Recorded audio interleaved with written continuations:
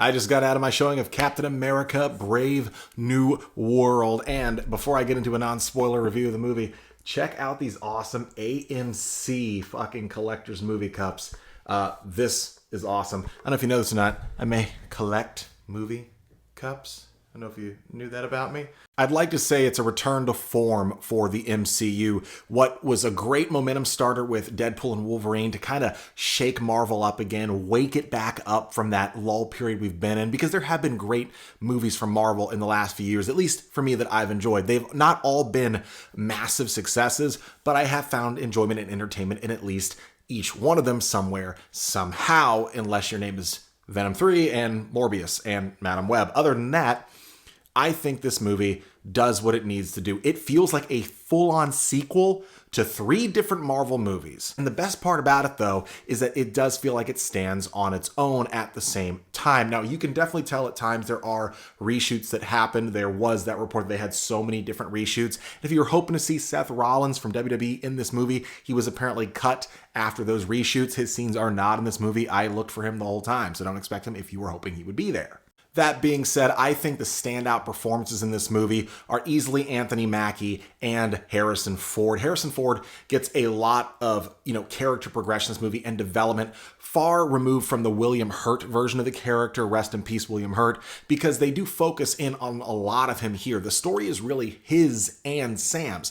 Sam is great in this film. Anthony Mackie is great. He definitely has that leading man material, and he definitely feels like his own Captain America, and he never feels like he's truly living in the shadow of Steve. He feels different because he is different, because he's not trying to be Steve Rogers. He's trying to be himself. And I think that's very evident in the movie. Will there be comparison? Sure. But you know what they say about comparison? It is the killer of joy. And I enjoyed this movie. However, I will say it's not without its faults. Some of the CG, very wonky due to probably the reshoots. Some green screens, very distracting at times. But all in all, I do think that this movie is definitely better than Captain America, the First Avenger. If I were to rate this movie top to bottom between the other 3 Captain America movies, it would go first place Captain America Winter Soldier, second place Captain America Civil War, third place Captain America Brave New World, and fourth place Captain America the First Avenger. In my opinion, the first is actually the worst. And that's not because it's a bad movie, it's because it doesn't really hold up from all the 3D effects they try to do for that movie. They had some really wonky dialogue and script in that movie as well. I am obviously a massive Captain America fan, and this was a Captain America movie for me. There is one after credit scene. It is not a mid-credit, it is a full post-credit scene, so stick around for that.